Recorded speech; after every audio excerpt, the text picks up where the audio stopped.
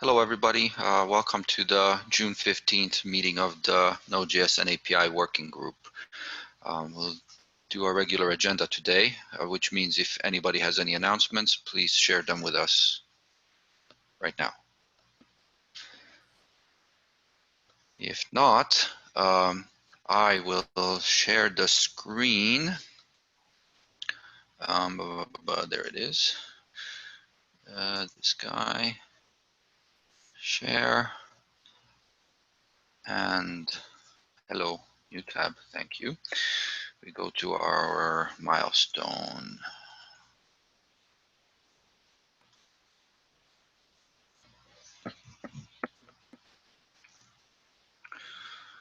Okie dokie.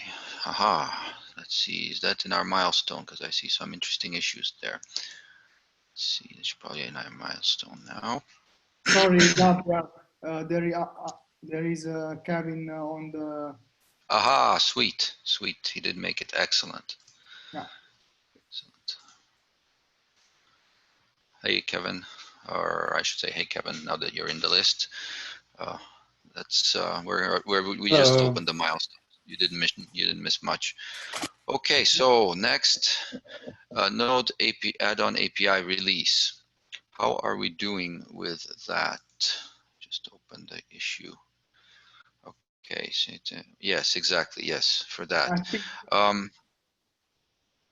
think that we can close this because we made the 2.x and security release. So. But there is for 2.x there is one more release that needs to be made. Let me show you. Okay, Node add-on API. It's one of mine that needs to go in there. Anna requested that we backport some stuff. Oh, oops.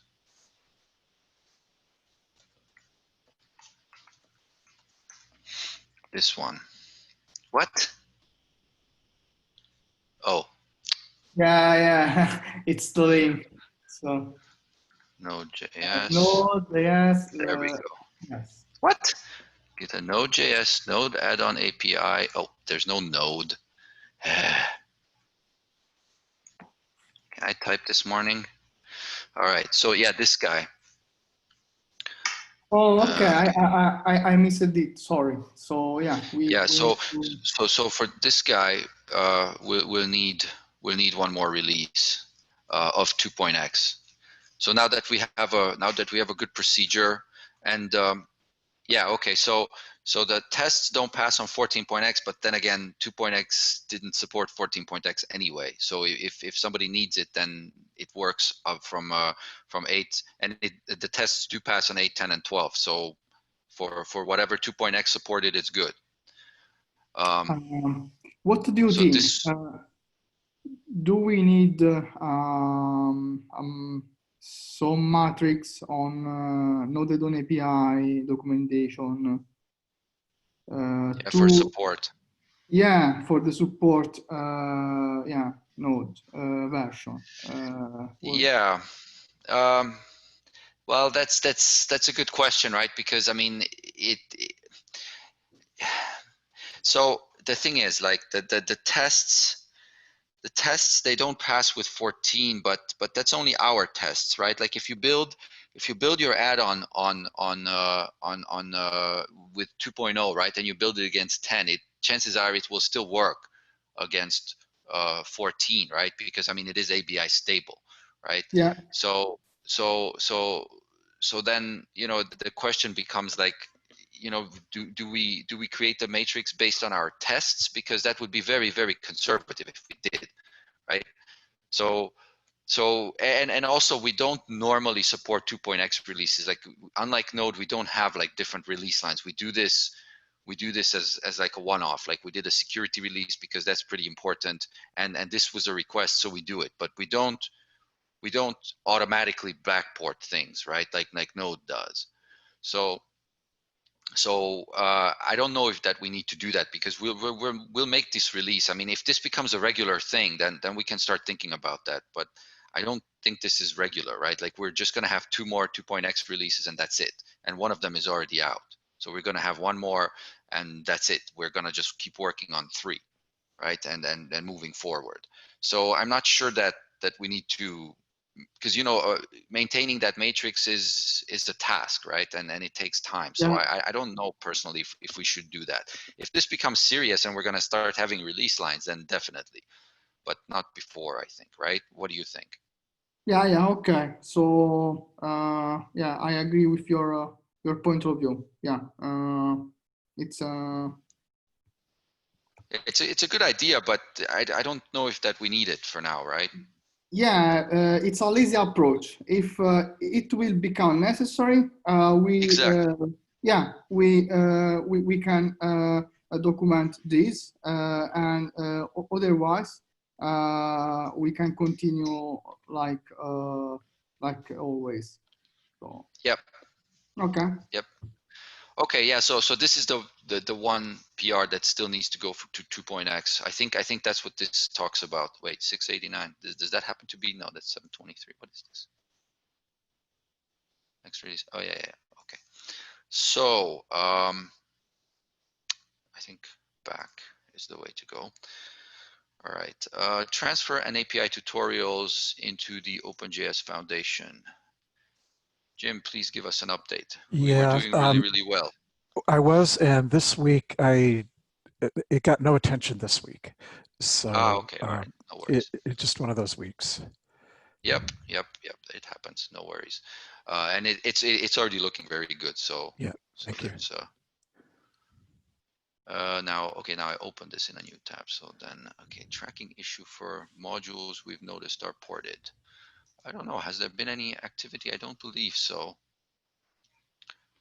If we've noticed anything else being ported, the only activity. Oh, well, no, this was a ways back.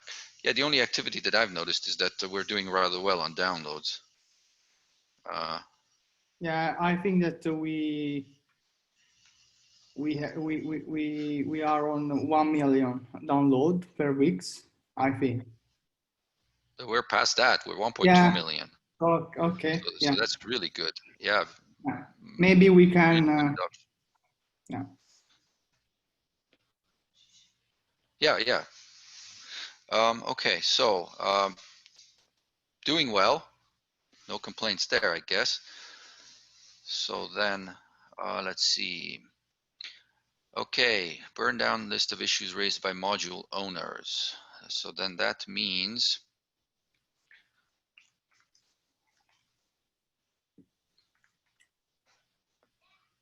issues.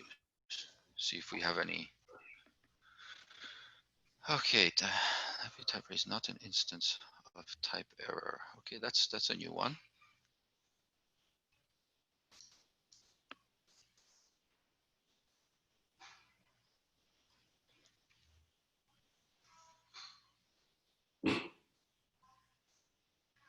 Okay. Uh-huh. JavaScript. Okay, so it's not. Okay. All right, well, this maybe we should check this, write a test for this.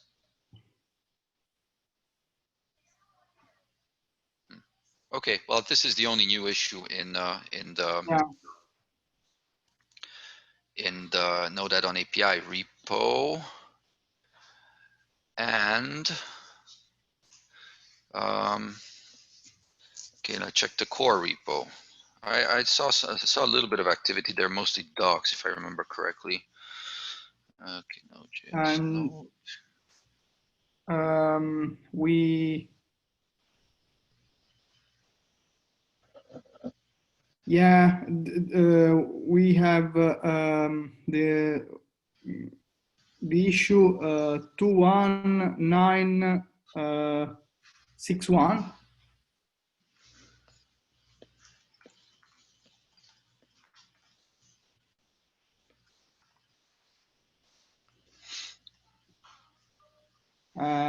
Okay, so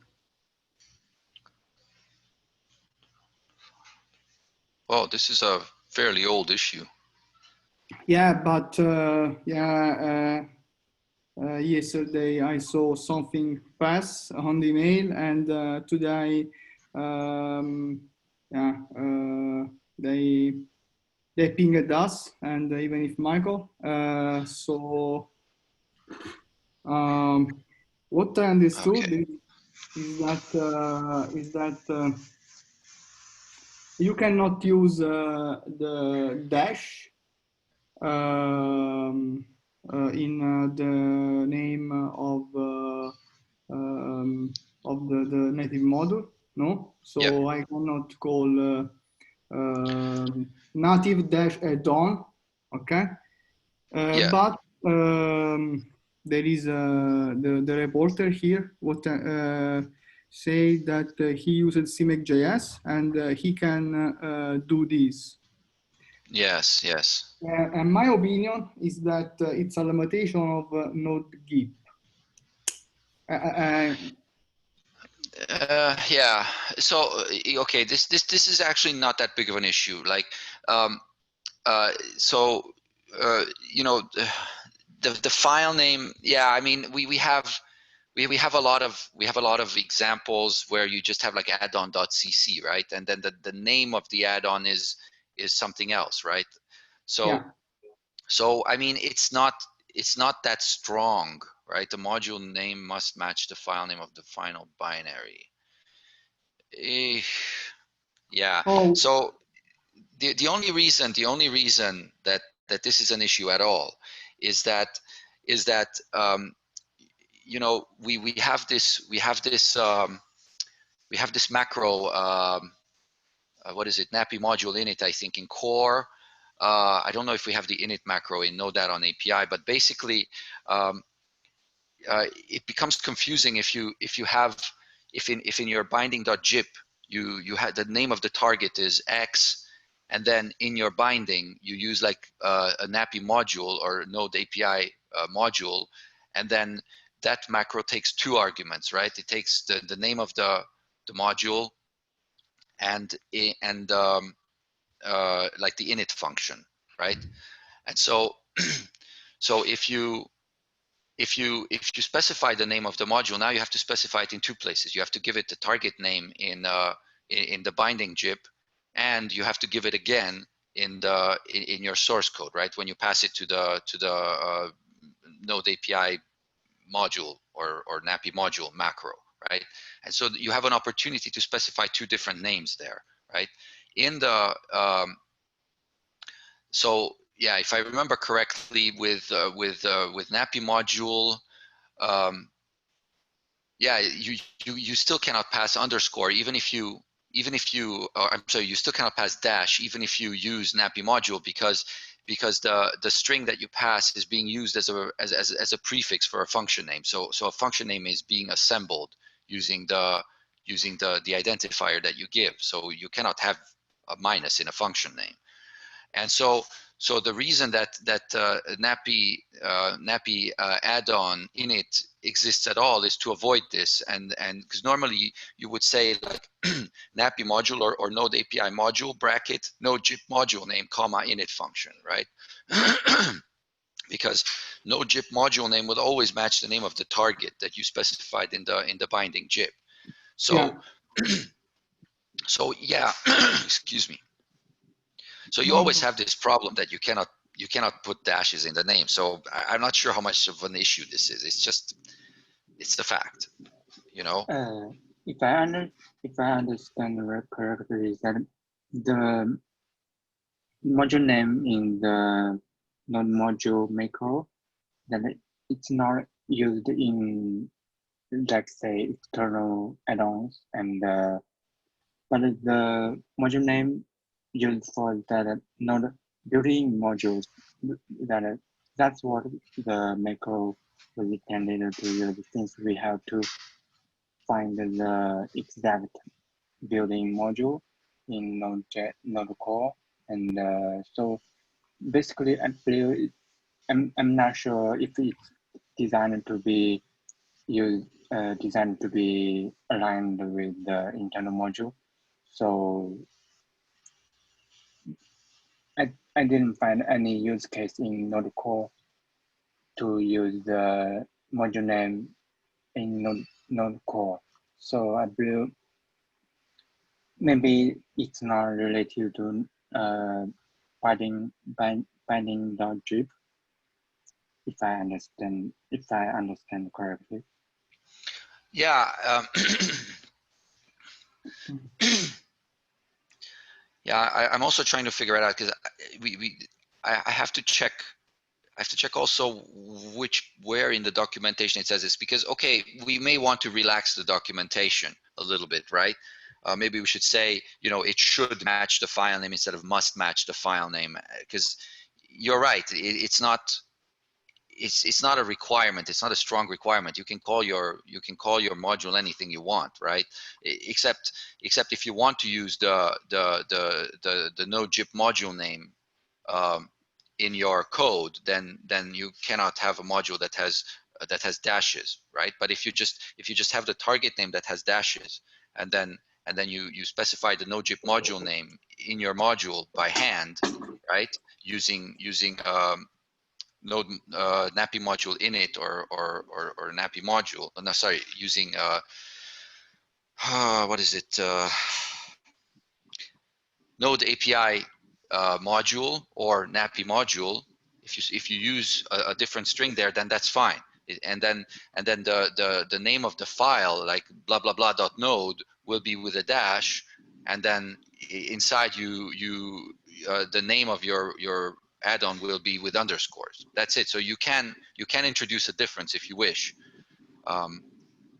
And that maybe we should document that. Maybe we should relax the documentation a little bit. So I guess in that sense, this is a documentation issue. Yeah. Okay. All right. So yeah, let's write a PR for the documentation for this one. Okay. So let's see. You have any others? This was core. Yeah. Yeah. So yeah, it's just some open PRs here for the thread safe function. Lucas, this one is yours. Looking good. Just a few minor tweaks. This one also just a few minor tweaks there. Might as well open them. See if there's been any activity. But it's pretty good. I believe there is no activity since your reviews. Okay. I Yeah. updated this later today. Okay, that's cool. Yeah, I mean it's looking good. Just a little wording change, and it's good. It's a good change, because we did have a big chunk of text there that was fairly unstructured. So this is a welcome change. Okay, so that was this one. These are so Michael's PR for adding the handle scope has landed. So then these two are backports to 12 and 14, because we kind of need those. We kind of need those for our own Node add-on API. So hopefully these will land soon, because they're not Semver minor, so it should be an easy job landing them. And the tests are all green there, so that's good. This one is also a very small. This one's also a very small change. Nothing much going on. It's going to land pretty soon. It's got lots of approvals.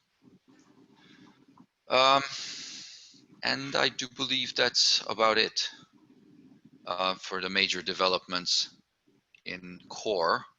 So might as well. Okay, I'm going to leave that one open. Might as well add this one and this one, and we're back to the milestone. Okay, Node stats. I checked during the week. Nothing much has happened. It's stuck. Hopefully somebody's going to pick it up. Tested methods. Nicola, if you have anything, then please let us know. Otherwise, I think we're good with that one. So No, for debug now. testing. Okay.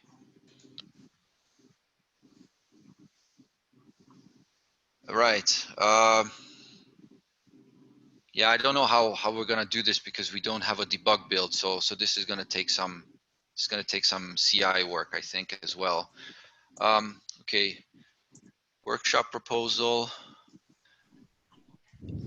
How are we doing on that one? Yes, since it's Yeah. virtual. Yeah, so I have some notes on here.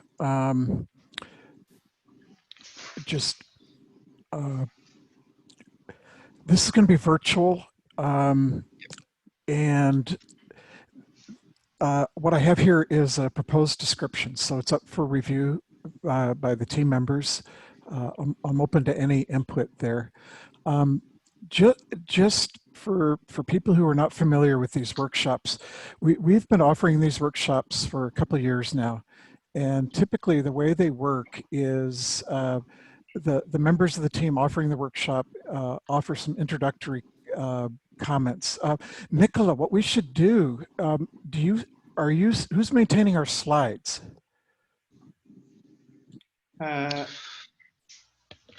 Oh, yeah.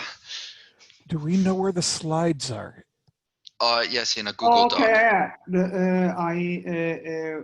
It's yeah, a Google Doc document. So Okay. I can post the link on the issue. Okay, perfect, Nicola. If you need it, but you should have the link. I'm sorry, Nicola. You should have the link from the past. You can only check your emails, I think. Okay, okay. If you send me the link, Nicola, I'll put it on the issue. Yeah, okay. I put it on the issue. It's the quickest. Okay. Choice.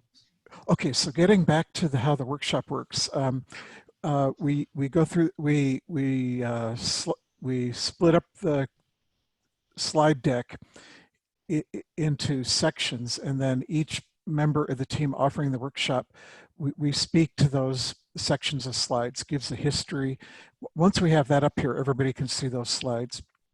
And then at that point, we turn it over to the participants to either go through the tutorial slides, which I'm working on getting into the foundation, or if they brought a project that they've been working on, it gives them an opportunity to work on that project. And when we've done it in person, then members of the team, we're available to work one-on-one with individuals who have questions about either the tutorials or a project they're working on. So one thing. Yeah, we basically just walk from person to person. We basically just walk from person to person, and they had questions and we answered them, right? Right, exactly. So we have to give some thought to whether this translates to the virtual world, which I think it can do. And if so, we need to be clear about the technology and the approach that we're going to take. So I think we still have a bit more work to do here. One thing that became apparent is that the workshops are going to be held in European time. And for those of us on the West Coast of the United States, that's 8 hours different. So, so for example, if they start a workshop at noon, that's going to be 4 a.m. on the Pacific Coast. So yep. The people participating, we need to be aware of that. Now, what I'd like to do is invite Lucas and Kevin to consider participating in this workshop if we have a chance to do it. Kevin and Nicola, I believe you're in the European zone, so the time would probably be more during the waking hours for you guys than for us in North America. So I would invite you guys to consider that, and if you have any questions, this would be a good time to bring them up. I haven't actually considered going to any of to this conference. Let me do some research about it and I'll get back to you. Okay. Kevin, you'll see links up at the top, so you can find out all about it through the links on this issue. Perfect. Thanks. So I'll get Nicola's link up there for the slides, and then I'll put some more notes on here about the technology and the approach that we might want to take. The deadline is the end of July, so there's no urgency on this right at the moment, but I'd like to move it forward week by week. Okay. Sounds good.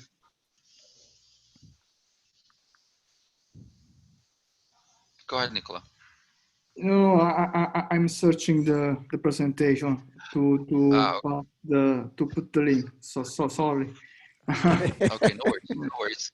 Okay. No, yeah, that's a good preso. We should have the link there. Okay, so I think that's pretty much the milestone. So, Kevin, I know you wanted to talk about thread safe function. So please go ahead. Yes. Can you open the email that I sent, possibly? Yep. Here it is. And just sort of display it on the screen so people can see it at the top. Yes, so it's a long wall of text, but basically what I've done with the thread safe function, the new EX class, in the previous discussions, we were just implementing the context parameter. But then I've realized, it still makes sense to implement the optional function callback, and right now, I guess the implementation requires a function and, creates one. So with this new EX, I implemented that statically, and you can see what I mean with those targets there. Basically, different signatures are available based off of what version you're targeting. If you're targeting version 4, there's no way for you to create a thread safe function with no function object. But then with an API 5, those signatures with the function object are still there, but they also allow a null pointer. And this null pointer is by standard null pointer, not a void pointer. So we have static types of this null pointer here. And then, I'm not going to go through everything that's listed here, but basically, I've created, now if you scroll down a little more to the specs list here, yes, basic thread safe and example. So I basically created 3 specs, I'm calling them. This basic spec just uses the TSFN API on a single thread, that thread being the main node thread. It's only used to check that the API is working, such as the get context. The context is the same across a call coming in and out. Those type of tests don't really require threads and thread functionality. It's just for the API. Then we have the thread safe, which replicates the existing thread safe test, just using the thread safe EX API. And then this example is a new spec that I created that has a test that's what I want to call like fully featured, where it accepts data coming in, coming out, processing data, does callbacks on the data, things like that. You can kind of see what's happening, what it says there. So my plan is to fully document the example spec so that it can also be used as a reference, such that the documentation on the documentation can reference specifically, hey, just go to this file, you can find a working example here. And then since it's fully documented, you'll have your example there, and it's runnable, so you'll be able to run it via your command line and just node and then you'll see it run there. And since it's a test, the CI also runs it. so we know that it runs right. Then I kind of modified the output of these specs. They either run all of the tests in the spec, saying every time with the timing information here, and their output of the test. If you're running the test as the main module, so you can see that node get build task, that basic JS is the main module, so we get that output. If it's not the main module, it'll do a normal output like the CI sort of wants, so we don't get any flooding going on. So this is sort of like this interactive mode that I want to have. Now, I know this is sort of overkill for everything, but I don't really have a project that uses thread-safe functions because I don't really use Node and C++ other than for this project specifically, you know? So I wanted to make this the project, the Node add-on API, also, you know, host a valid thread-safe function project. And I wanted that to be the example, if that makes sense. Yeah, it totally makes sense. Yeah, and I mean the tests are runnable individually. So and there's no as far as I know that we don't have any rule that says the test cannot output anything. So yes, this is fine, right? Perfect. And yeah, you've taken steps to make sure that it doesn't flood the output either, which would make Travis, you know, barf and not show you the log, but rather force you to look at the raw log. So yeah, we've avoided that. So yeah, this is good. This is great. And Right. it's an extensive test, so that's also very important. Because you know, if you have an extensive test, then if there are any timing issues, then chances are one of the platforms is going to trip up on it, which is good, which you want. Exactly. And you know, while I was building the API, I was developing the tests and then finding out, oh, I need the API to do this for me. So then I would change the API, then change the tests. And then so up until now, this fully all of the specs basically test all of the APIs on both. And I think it's, you know, I didn't do like a static line analysis or whatever, but from my understanding, every method is called and we check sort of every way that it can be done. So whenever anybody has a question of how to do something, hopefully one of these tests had it, you know? Yeah. And if you scroll up a little bit, and open up one of them. Let's say, not this one, scroll up to, basic, thread safe, any of those links, click the basic one. Yeah. Yeah, there we go. So we can see how it's currently documented. So the class has a comment of what the spec is, and each member function is a test, and the test sort of documents what it needs to do, you know. And then you can use this to match it up with the C++ code. So I think it's really thorough. Yeah, it's you know. Yeah. Okay. Well written. So then, so it's a lot of the code, like line deletions or whatever, line additions are on the tests, but the implementation of the thread safe function, you know, continue to take a look at that and see what you say or whatever. Okay, that's really all that I have about this is that. a lot of good work. Okay, yeah, this is very good. Okay, so is this going to be, this is in a PR, right? It's yes, it's in a PR, it's draft. I still need to update the documentation, which is in progress. Probably say 75%. I have that as like a required task of the PR.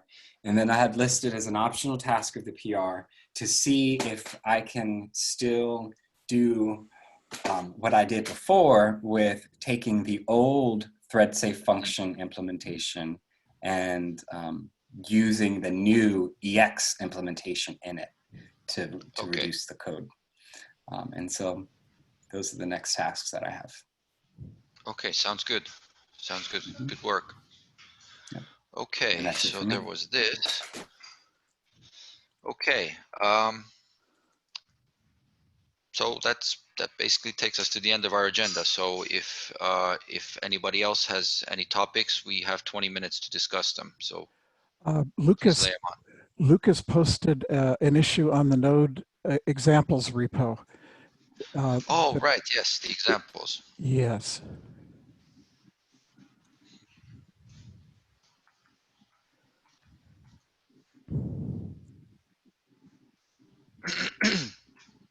Uh, 142, is it right? Yes. Yeah. Oh, okay.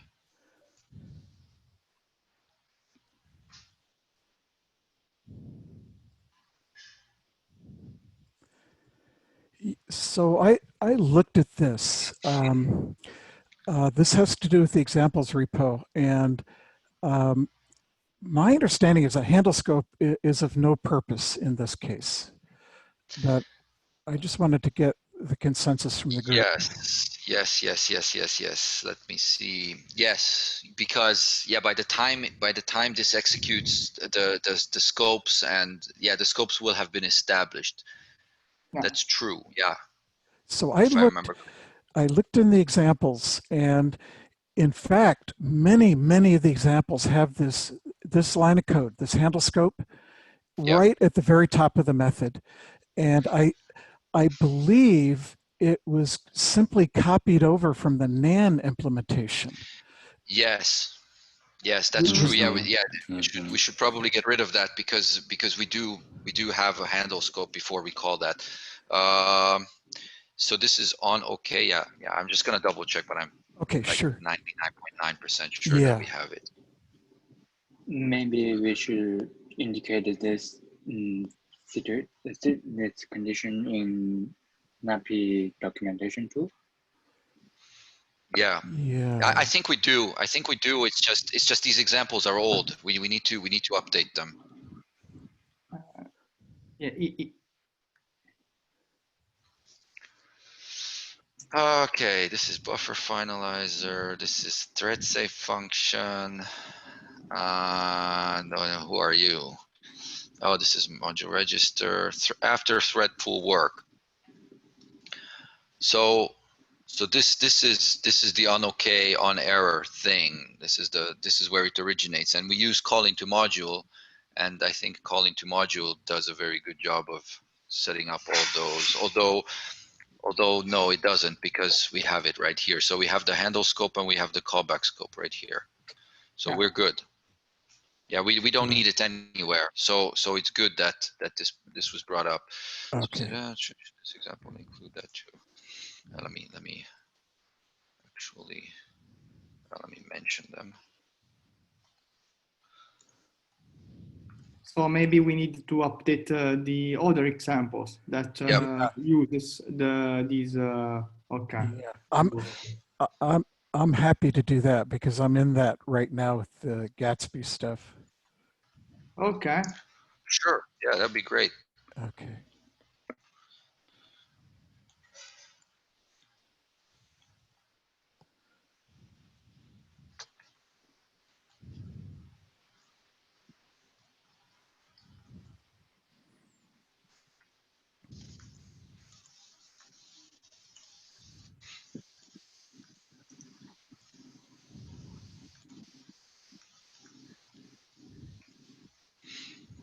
Okay, good. Gabriel, I posted a link to the documentation in the chat. You might point them to that documentation, which really clearly explains how that works. Yeah, you can link it on on your answer. Yeah. Yeah.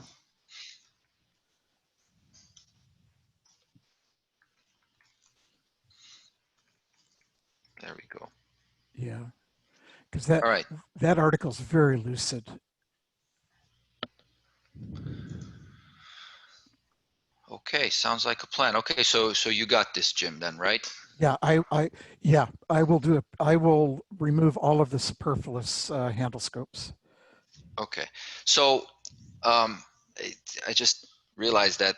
So they are superfluous, yes, but that doesn't mean that you must not use handle scopes. So because handle scopes do serve a purpose, especially if you work with um, lots of JavaScript values. Like for example, if you have a for loop that, Yeah. that runs 1,000 times, and inside you create a JavaScript Yeah. value, then you're gonna blow up the scope.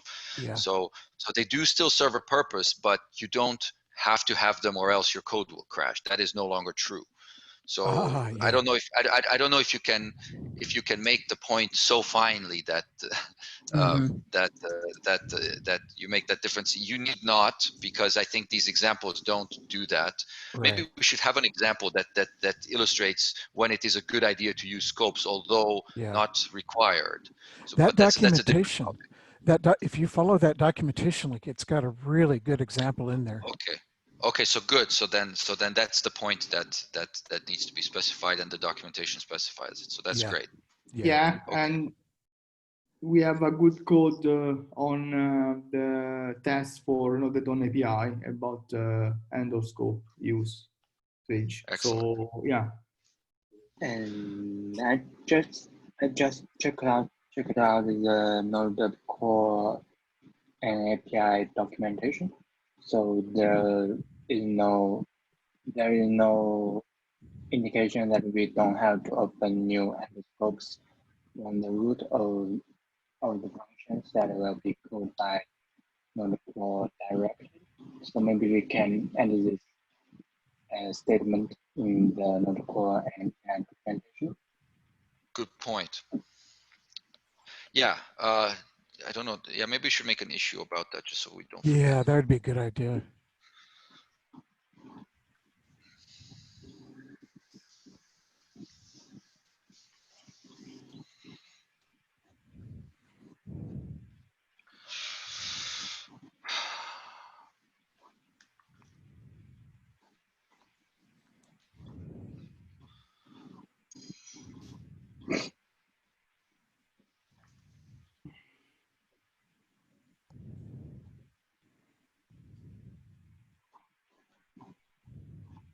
Oh, this is too long. Yeah. That's-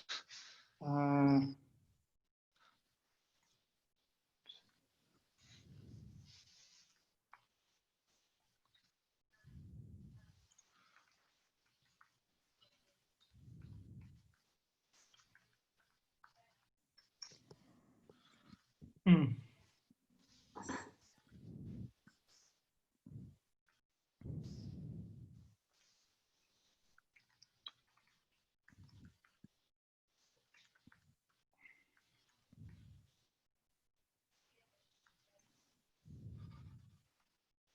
Okay, how about that? We know what we're talking about, right? Yeah. Yeah. Yeah. Okay, so then let's add labels. Label is an API, Oh, you could link the issue. and not. Yes, yes, yes, yes, yes. Good point. Okay. Re an API and doc. Right? Anything else? I think these are the only two: an API and doc. Okay, so how about that? Okay.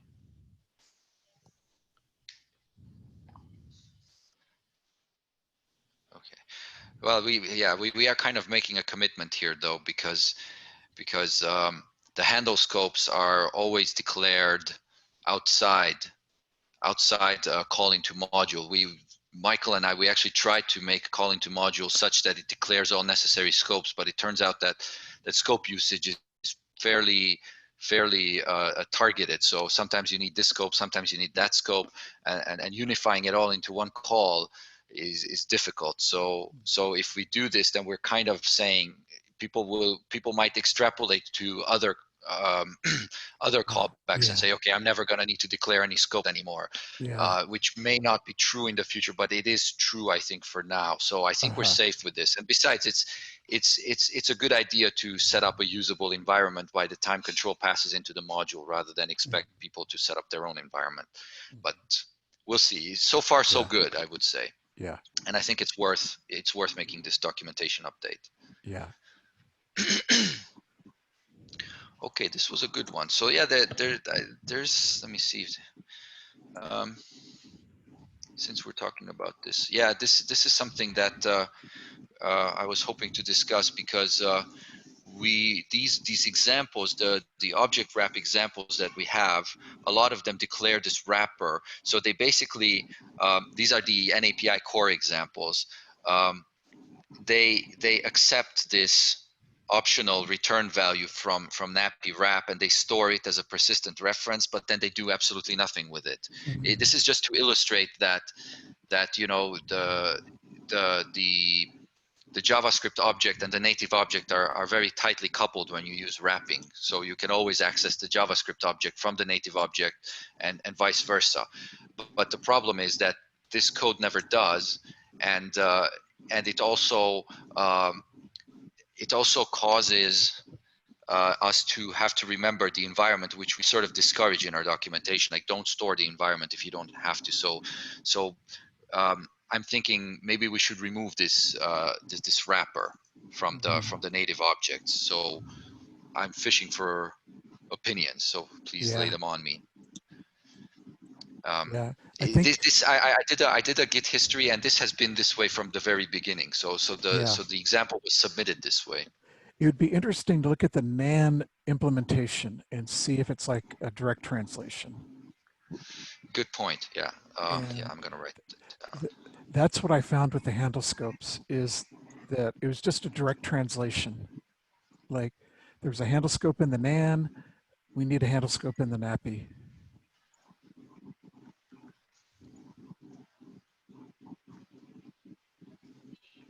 Yeah, I think if that's the case, then I think we can safely diverge at this point, because we do not wish to encourage this pattern of storing the environment. Right, right.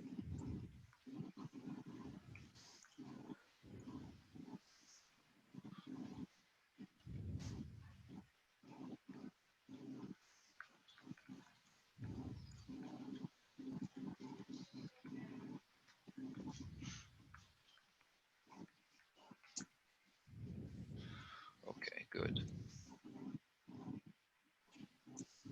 Okay, yeah, that's a good way forward.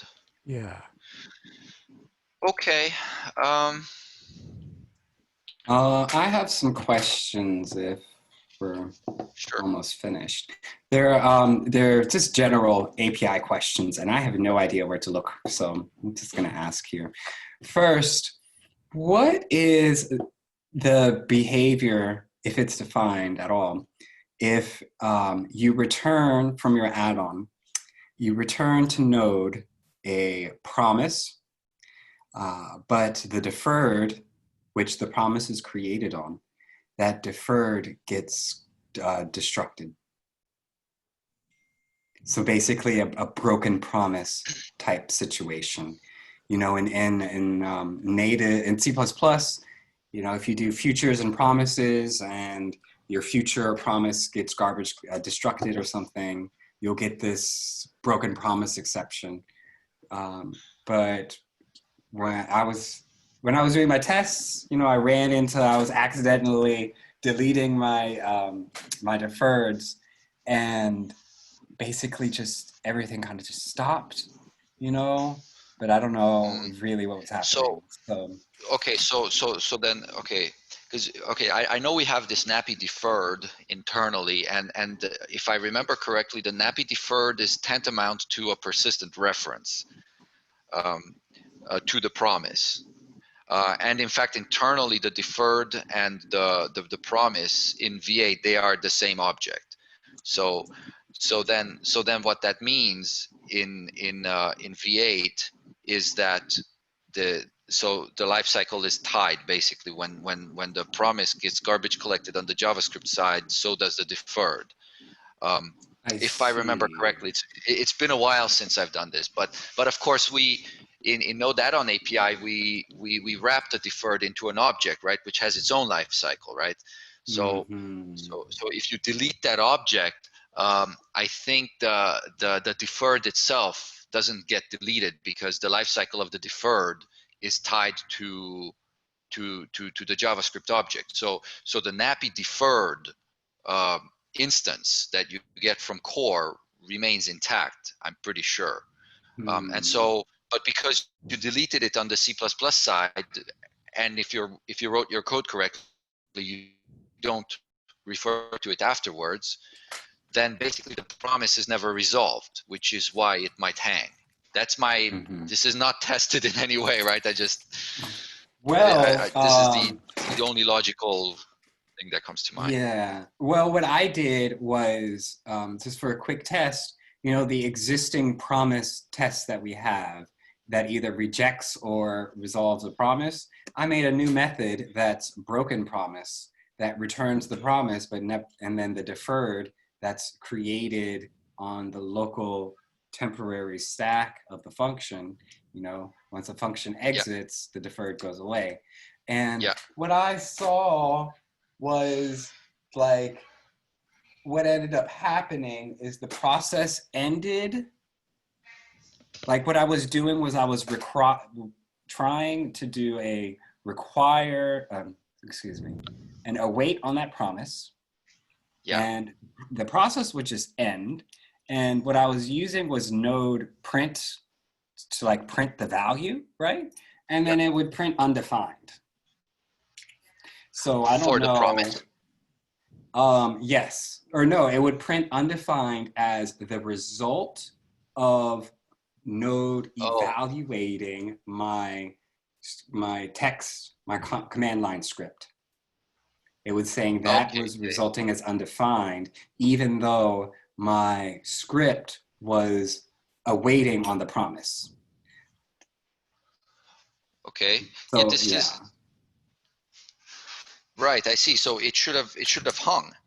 Yeah, it should have hung. That is my expectation, you know? Right. But it seems like due to the deferred going away, but like I thought, you know, you created the promise, the deferred should always exist, you know, they're tied or something, you know? So it was really weird. I pushed this sample branch. I'll create an issue with the Okay. There is one reason why the process would exit if even though there's an outstanding promise, and that is if there are no libuv handles open, because my understanding is that a promise does not create a libuv handle, right? And node exits if there are no pending handles.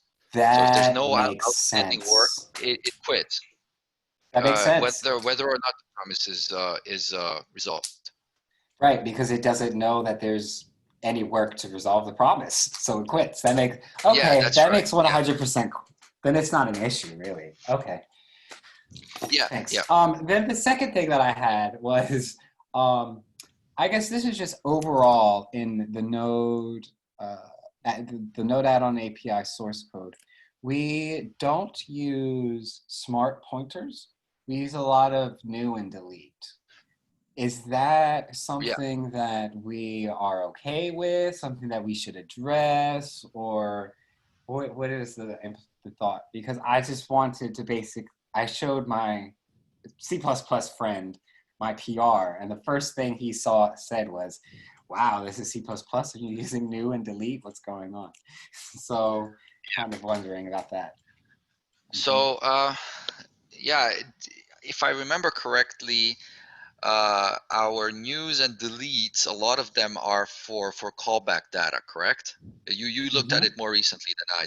Yeah. So the thing with callback data is that it's tied to the lifetime of the function, right?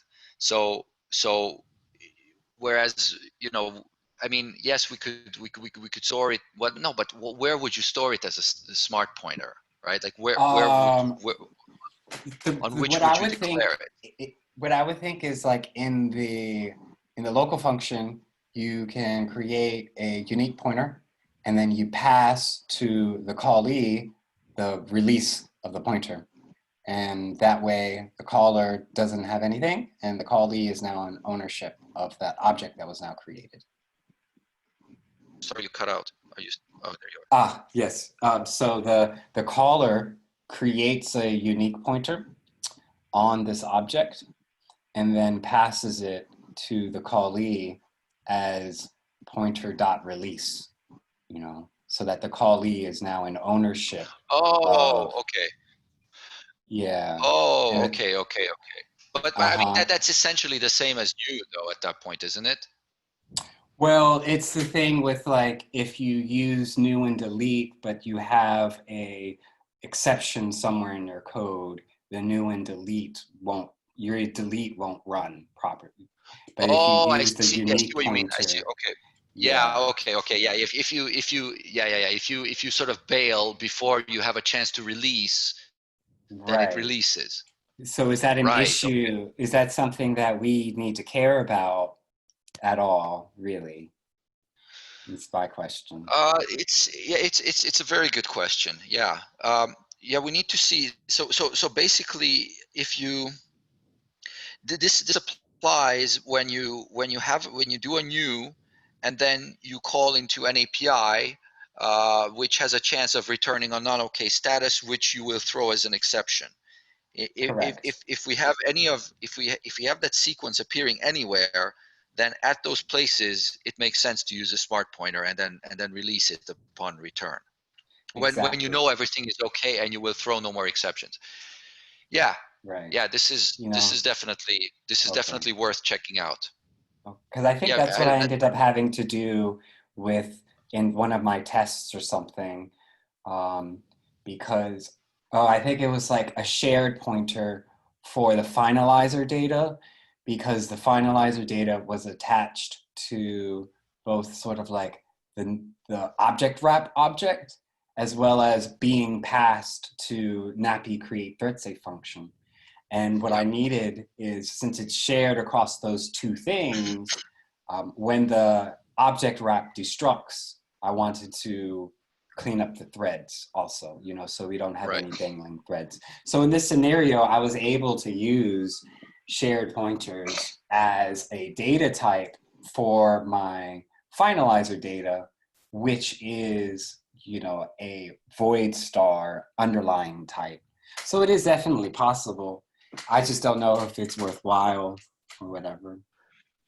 Well, we've run into snags. We've run into snags with exceptions being thrown, right? Like the Mhm. object. We had a crash, right? Where the we were deleting the wrap and deleting the reference, and we ended up with the double free inside node core, right? Because we had an Mhm. exception during the object wrap constructor, right? So we've had that Yeah. problem, and so the opposite, of course, is a memory leak, and it makes sense that we make our code as leak proof as possible. So Mhm. yes, this is definitely something to consider. And Nice. Okay. I don't know if you want to take this on, going through the code and checking out at what locations we heap allocate something, and then possibly leak it if any subsequent action before the return throws an Mhm. exception. And Right. in those Okay. cases, we should store it as a smart pointer. Right. Okay. I'll probably create an issue so that we don't lose track of it, and then we'll see when time permits. Okay. All right. That's all that I had. Sorry for going over, but those are some things that I really Yeah, yeah. No worries. needed some help with. So thank you.